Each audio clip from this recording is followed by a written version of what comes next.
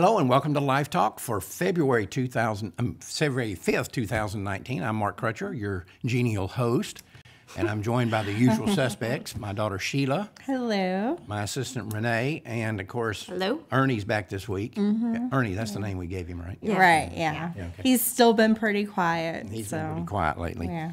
Anyway, we've got an important show here today, and I think people have been anticipating this for a while because we've been telling them this important issue was coming up. Yep.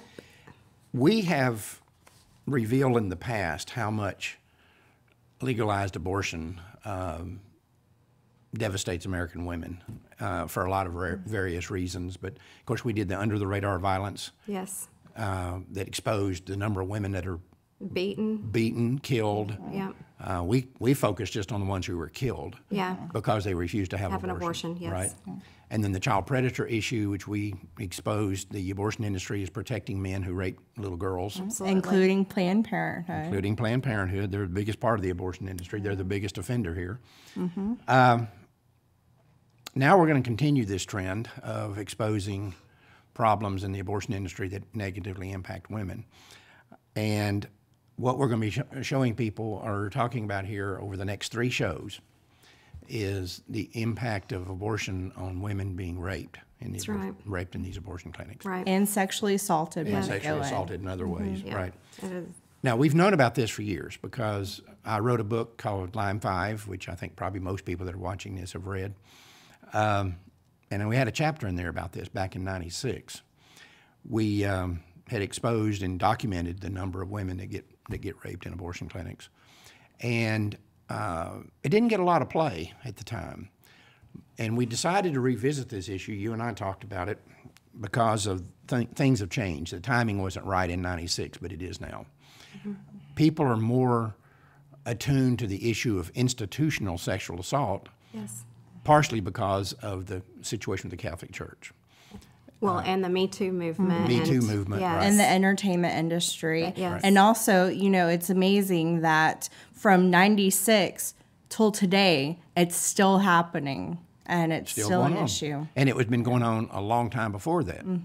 And that's one of the things that our report documents is that this is not a new problem. This has been going on forever. Yes. The abortion industry is fully aware of it. Yes. They're doing nothing to stop it. Right. They're trying to cover it up. Yeah, exactly. That's what I was about to say. Cover it up, and it is impossible to find cases and to read about this going on, this particular. Yeah.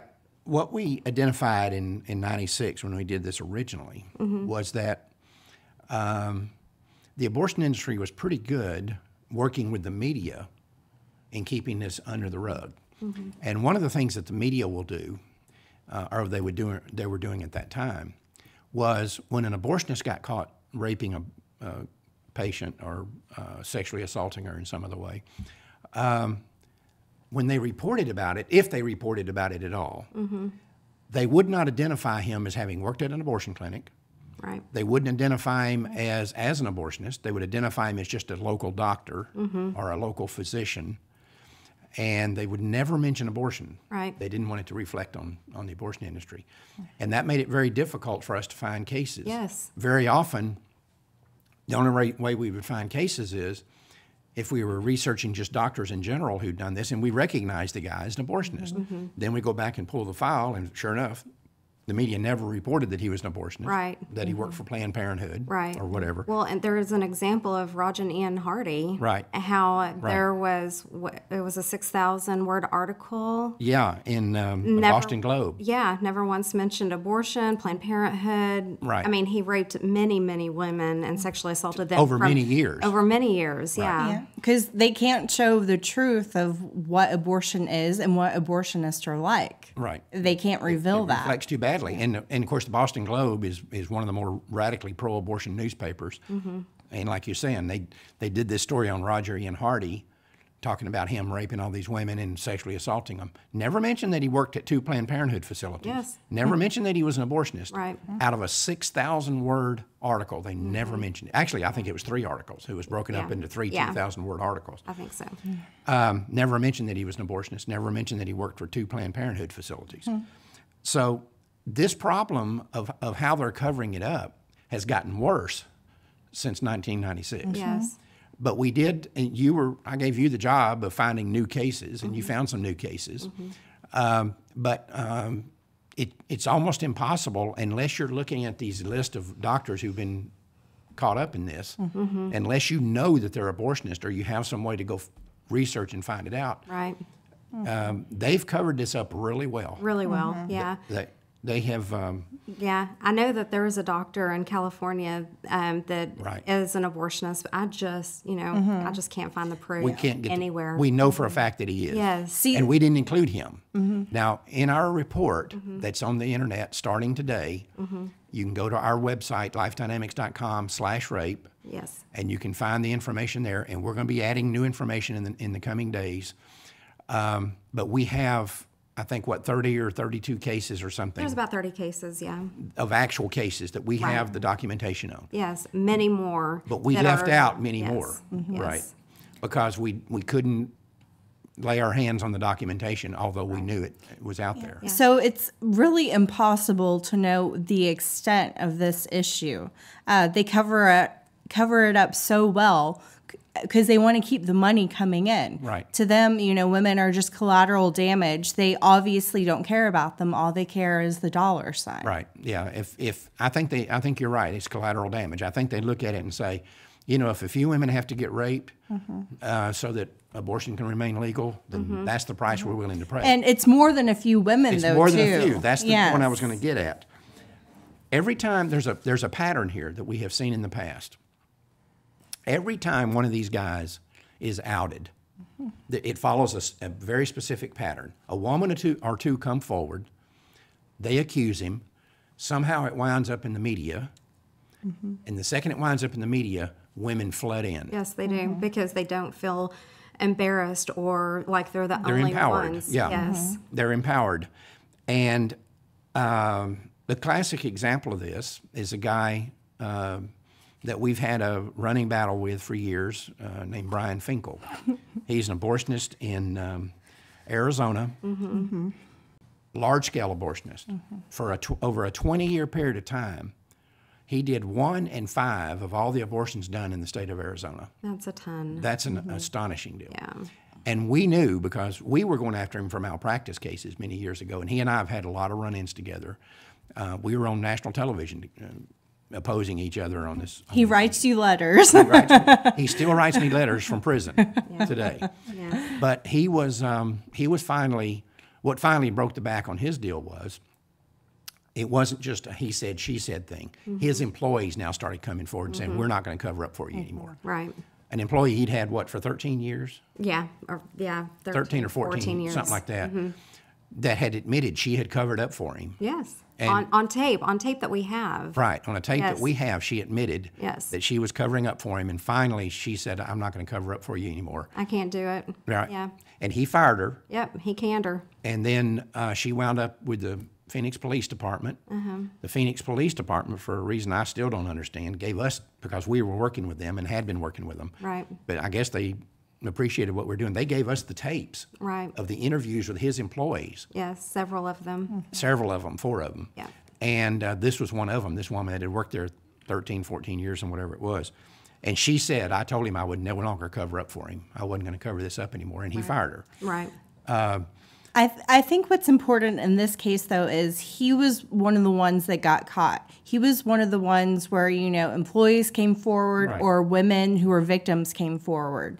He is only a small drop out of a big pond. Right. We don't know the extent this is happening, but we do know that still abortionists that have sexually assaulted or raped women, they're still working in abortion clinics. Well, that's one thing you discovered when you did your research. 4 of them We have 4 abortionists that we can identify. out there. Yes. That have been involved in sexually abusing their patients or Yes. raping or sexually assaulting Yes. are still working as we speak today. That's right. They're in the abortion clinics today. Right. And the thing about it is that people need to understand, going back to this deal of numbers, we know now that it's not a random situation where it's just a few here and there.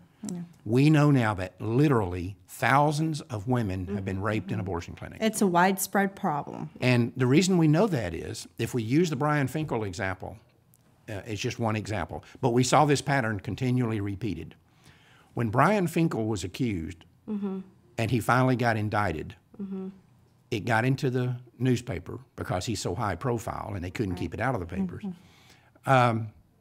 Within the next few days, that was one woman accused him, 106 more came forward and accused him. That's right. I was working with the sex crimes unit of the Phoenix Police Department at that time. We were providing them some information that they didn't have about Finkel doing this because we had visited with a lot of his victims.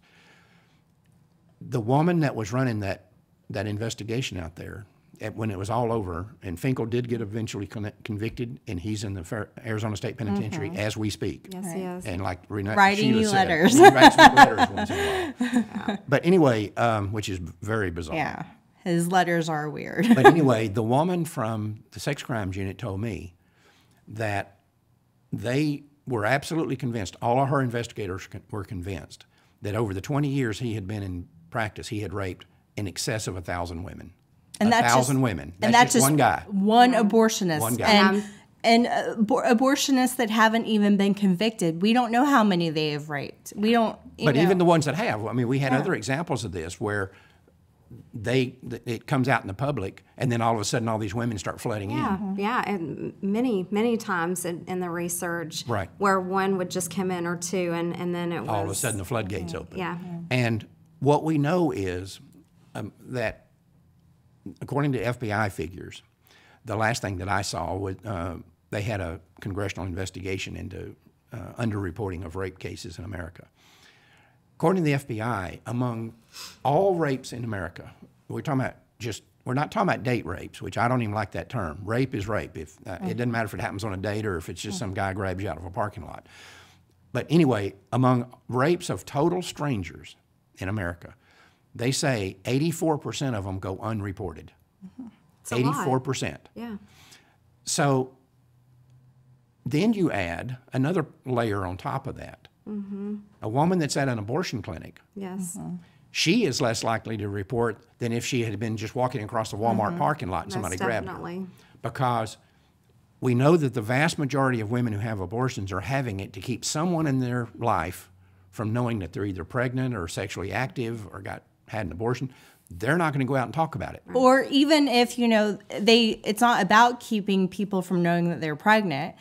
Even if that's not the case, there's still a stigma with abortion. So Sure. if they say, hey, this abortionist sexually assaulted or raped me, then, a lot of people are going to have to know that they went in for an abortion. Right. And that keeps them quiet. Well, yeah, and the abortionists obviously know that they can get away with Right. it. And there's, a questionnaire as well that asks these women why they're here and who knows that if they're here. And They have everything they need. When they take an intake form from one of these women, they have everything they need to know if they can rape this woman or not.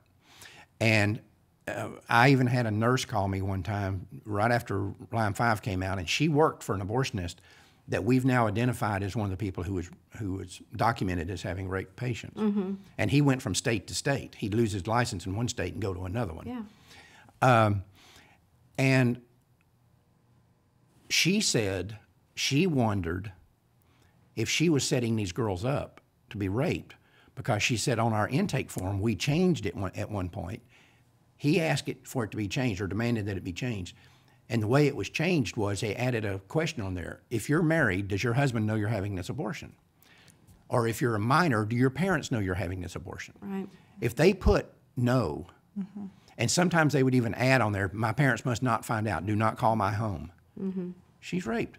Because Because he knows she can't say anything. Right. and he knows that, she's vulnerable. Nobody's there, that can protect her. Right. She's, a sitting target. Right, she is. Well, and nobody's allowed to go into the back room. It's just her and the doctor and supposedly the nurse that's supposed to be in the room. But which a lot is- of times they leave. I tell you what, let's take a break here for RoeBots, and when we come back, let's pick up on that particular issue because that's very important, and we've got some stuff coming up on that issue.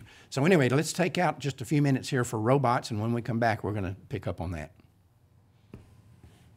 In 1973, the U.S. Supreme Court legalized abortion nationwide.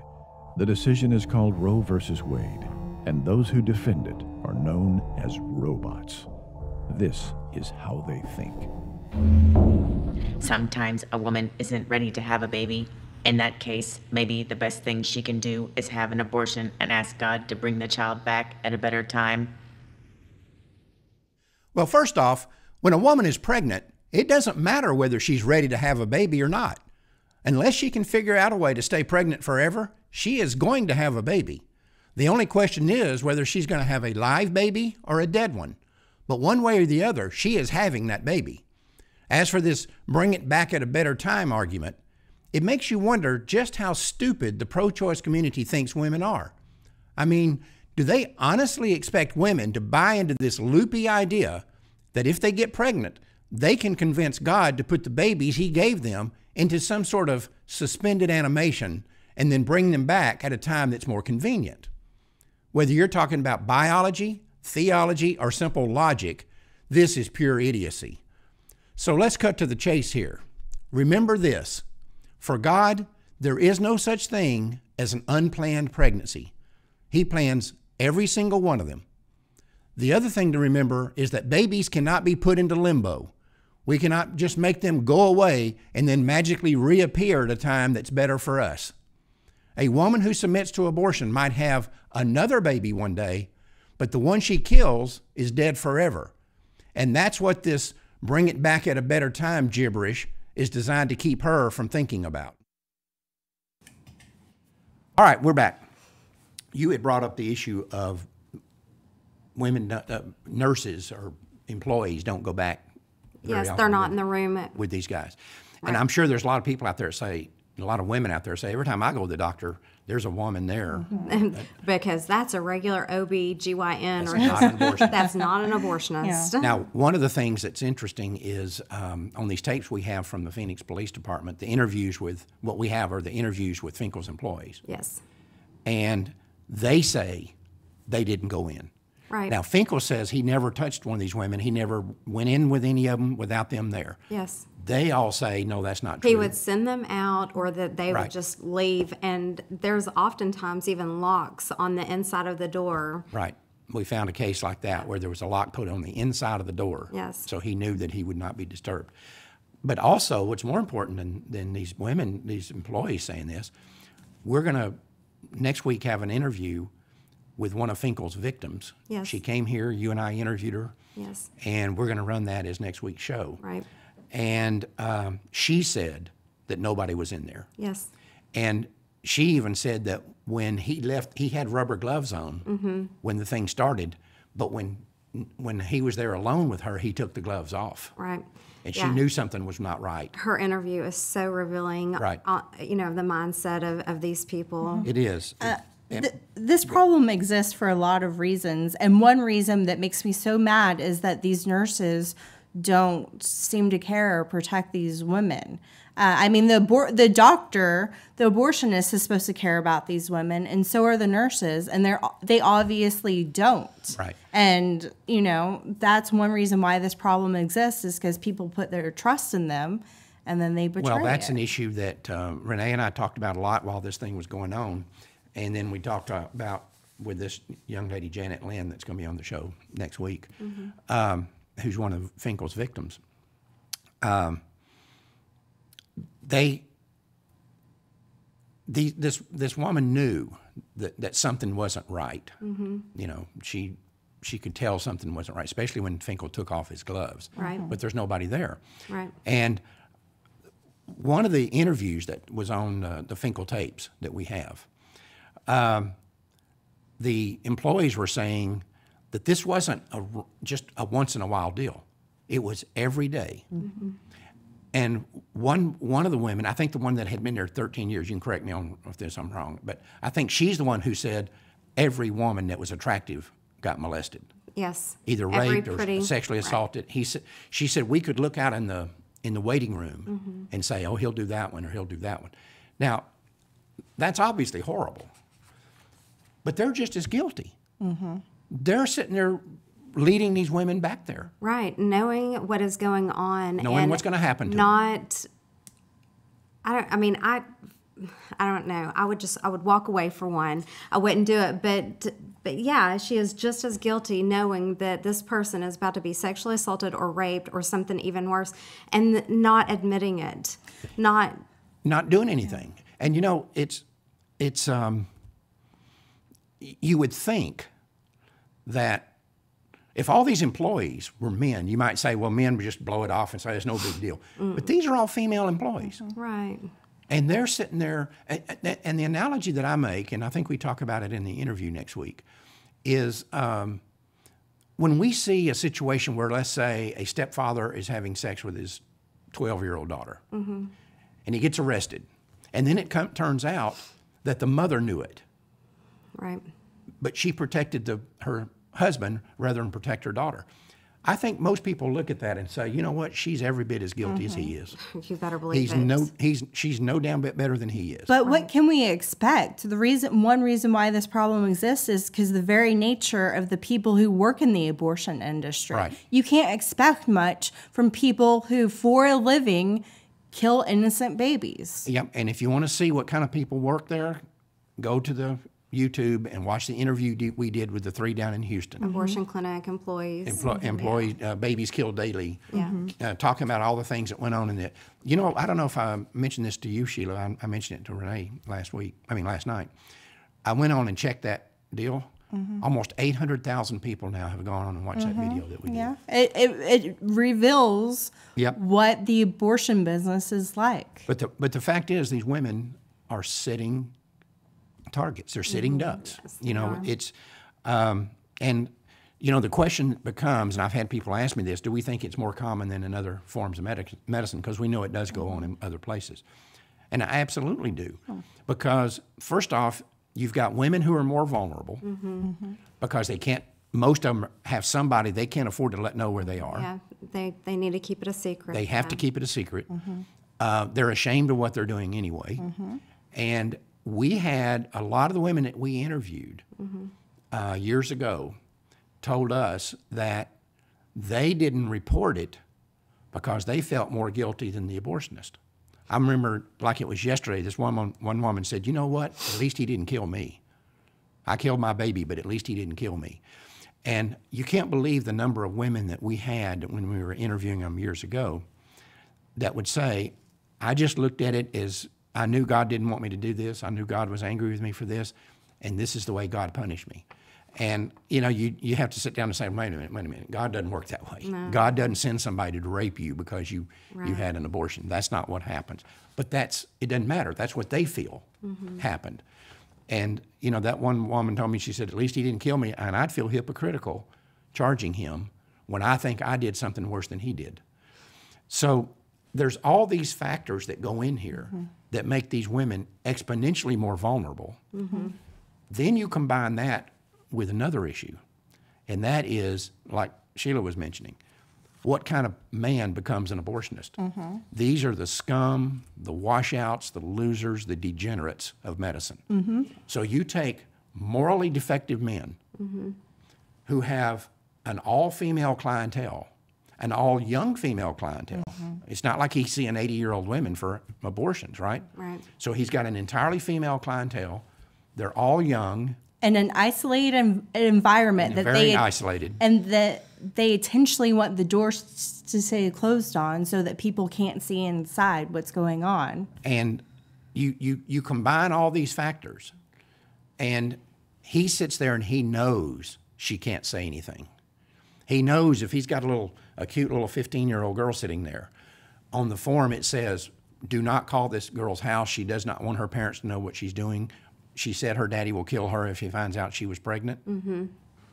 He knows no matter what he does to her, she's not saying anything. Right, game on. She's not going anywhere. Or, you know, poor women or minority women, you know, that think that, hey, nobody's going to believe me. Yeah, I'm going up against this doctor, you know, this guy with a medical degree. That's and right. who's going to believe me? And we encountered a lot of that back when we were interviewing patients. Now, it's hard to get these women to come forward. And we have this young lady next week that we're interviewing. But you talked to others, and one in particular I thought you were making some real headway with, and it looked like she might be willing to come forward Yeah. But in the end, No, she asked me to call her at a certain time one evening, and I did. She didn't answer. I called several more times, and I even sent texts. But she told me on the phone when I did talk to her that she was in a really dark time in her life. Her husband now doesn't know what had happened, and she just doesn't want her name out there. She doesn't want. She just wants to put this behind her. She wants to leave it behind and not ever. and mainly Talk about it again. She's got a new husband Yeah. who does not know she was pregnant, did not know she had an She abortion. has kids that are older. And imagine how many women out there have been in that situation. Oh, many. And that's, why it's hard to document how big of a problem this is. Again, we know for a fact that thousands of women have been raped in abortion clinics. We know that for a fact. That is not debatable. Right. When you've got one guy like Brian Finkel, who the authorities say, we know he raped more than 1,000 women, that these 106 that came forward are just the tip of the iceberg. Right. So we know the scale of this problem Right. is enormous. We don't know exactly how big it is, but we know it's big. Yeah. And we also know that Planned Parenthood and the rest of the abortion lobby is doing nothing about this. They know it's happening.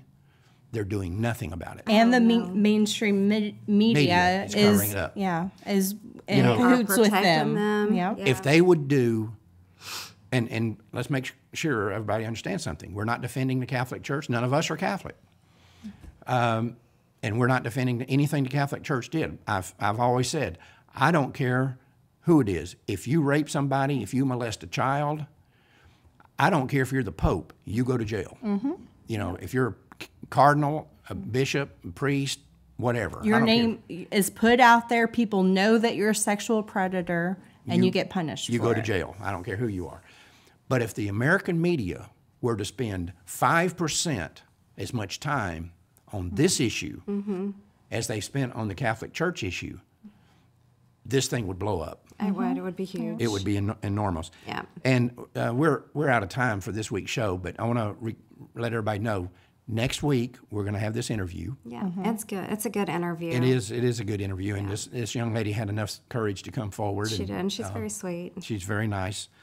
But I know you got a couple of things you want to bring up before we get out of this segment. But first, I want to talk about, just real quick, something just have people think about. The abortion industry always uses rape as an excuse for abortion. You start talking about preventing abortion, well, you're going to force a woman who is raped to have an abortion? And we know that like 0.5% of all abortions done are done on women who are pregnant through rape. It almost is. It doesn't exist. It just hardly exists at all. Hardly, yeah. But let's just say in a case where it did exist, a woman is raped, she gets pregnant, she decides to have an abortion, and she gets raped at the abortion clinic. Think about that poor woman. Yeah, I mean, that's What her life is like from that point that's forward. tough. Right? Sure, yeah. She's going to be messed up for a while. For a long time. Yeah. And who does this woman ever trust again in her life? Yeah, She can't trust anybody. yeah. She's saying, I'm going to work, a guy grabs me, assaults me, rapes me, I get pregnant, I go to this place to have an abortion. That's an emotional roller coaster right there, all of its own. Devastation, sure. And then I get there and he rapes me. Yeah. You know, it's just amazing. It's just absolutely amazing. You had a couple of things you wanted to Yeah, raise here. it's important, to know that they obviously don't care about women, just like Right. you were talking about.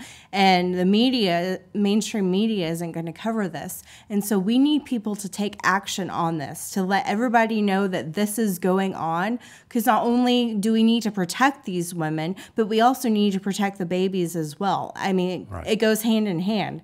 And so what people can do is they can visit our website about this. It's lifedynamics.com/rape. /rape. Right. So they can go there, they can read the report, and we have other things on there as well. We need people to share this project with others. We were going to have it be on the front page of a magazine. And they but backed out at the last They minute. backed out at the last minute, I guess, because this project is too controversial Too or hot or something. something. I don't know. Yeah. They gave some excuses, but I didn't buy them. Yeah, and we eventually want this to become a congressional hearing. We want lawmakers to take action to protect these women. So you can go on our website and sign a petition as well calling for a congressional hearing. Yep. So it's important that people take action to protect these women, to help protect babies, and let people know that this is going on. Well, also, we've produced, everybody's familiar with our little action cards, and we've put out over 500,000 of those over the years. And they have little pro-life sayings and stuff, and you just leave them around. They're a good advertisement, a good way that the media can't prevent you from reaching people with them. We've now produced one for this subject, and you can see it on the website too. Again, that's lifedynamics.com/rape, or if you just go to lifedynamics.com, you'll see the pointers too. Under our products page, Right. the action cards. Anyway, go in there and read the report and read the actual cases. And we're going to tell you right now, the cases are hard to read. They are. It's not a fun read. You and I- We tried so hard to make it as palatable as possible. Thank you. I don't know what a good word is, but yeah, it's just, I mean, sometimes you just have to be blunt and just say how it We is. cleaned it up a lot, Yeah. but it's still nasty. And Yeah. so that's just the nature of what we do. Right. When you're going to go out here and take on the role like Life Dynamics has of exposing the seamy, dirty, filthy little secrets of the abortion industry, you can't do that unless you know what they are. And so it's a difficult thing to read, but it's something people need to know. Yeah. And then they can order the little action cards. I wish we could afford to give them away for free, but we can't. But just order a couple of hundred of the action cards and just leave them around. And it it directs people to that website. Right. Because the point that we make here is there is not a business environment in America that a woman can walk into that she's more likely to be raped than an abortion clinic. Right. This is the #1 business environment where a woman might be raped. Yes. And And nobody's doing anything about nobody's it. doing anything about it. Most people don't even know about it. And some people don't even care. Right. And, well, that's the people that are doing it. Yeah. They don't even care. And the media and some Right. politicians. Right. But we've got to talk about this. It's unsavory. It's uncomfortable. And you and I are going to have an interview coming up in a couple of weeks after Right. about what it was like to actually do this. Yeah. And it wasn't a fun project. It was embarrassing sometimes, and I didn't like The majority of the time. I didn't like some of the conversations that you and I had to have while we're writing these things Yeah. up.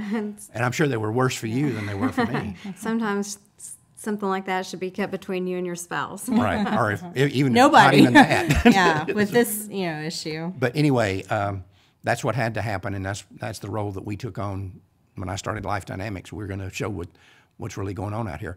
I don't think American people are going to reject abortion until they start rejecting the abortion industry and connecting the two. Right. And we did the People of Choice website to show people what kind of people there. Yep. And now we're doing this, and we've got some other things that we're planning. But we want to really encourage you to go to the website, lifedynamics.com/rape, and also order the cards and do whatever you can to help spread this out there. People need to know about this. Sign the petition and Sign the petition. share this far and wide. Yep, that's right. Y'all got anything else? Nothing else? Any comments we need to talk about? Nope. All right. That's it. We will see you next week. Next Tuesday, we'll be doing the interview with the young lady that was one of the Finkel's victims. And then the week after that will be a show with Renee and I talking about what it was like to actually do this project. And we really want to encourage y'all to go on that website, study this stuff. This is a major deal. This is something we need to get out in front of the American people. Until next time, remember, Life Dynamics is not here to put up a good fight. We're here to win, because winning is how the killing stops.